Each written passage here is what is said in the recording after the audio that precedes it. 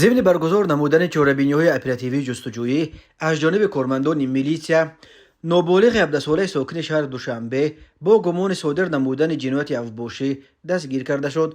نامبرده 19 میلیون سال 2023 تخمینا ساعت 12:12 در نویه سینا نزد میدانچه ورزشی ازیسیات افباشی با جوان 19 و 23 ساله ساکنان پایتخت مناقشه نموده، با کارد در دستش بوده به بدن آنها ضربه زده از جای حادثه غیب زده است.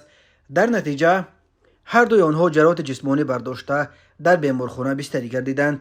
از روی حادثه های مذکور تفتیشات ادامه دارد. به شعبه وزارت کارهای داخلی دو در نویه سینا با عریضه مرد 38 ساله ساکن شهر ایسار مراجعت نموده است که ماه اکتبر سال 2022 مرد 44 ساله ساکن شهر دوشنبه با رای فریب به باوریش در آمده از او $83,000 امریکایی برای ساختمان گرفته وعده داده است که در مدت نزدیک برمیگرداند، اما به وعدهش نایستاده مبلغ را به منفعت شخصیش صرف نموده است.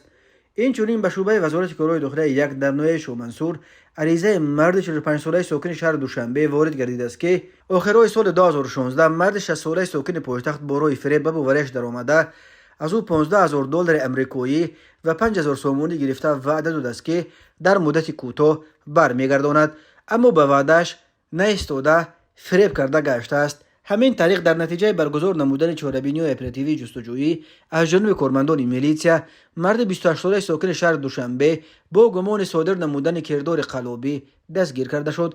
نامبرده سال 2016 هنگام در دولت لهستان تحصیل کردنش با مرد 32 ساله ساکن پایتخت شناسایی پیدا نموده با رای فریب به باوریش در آمده است و مرد 32 ساله در دوام سالهای 2018-2019 در یک چند مرحله توسط زن 54 ساله ساکن شهر دوشنبه به او مبلغ $140,000 امریکایی برای خریداری کردن واسطه های نقلیات گوناگون ارسال می کند.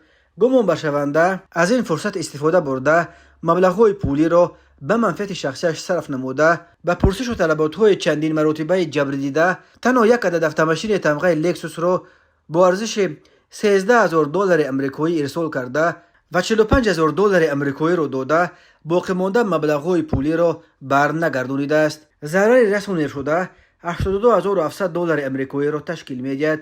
اوید بین حادثه و تفتیشات ادامه دارد.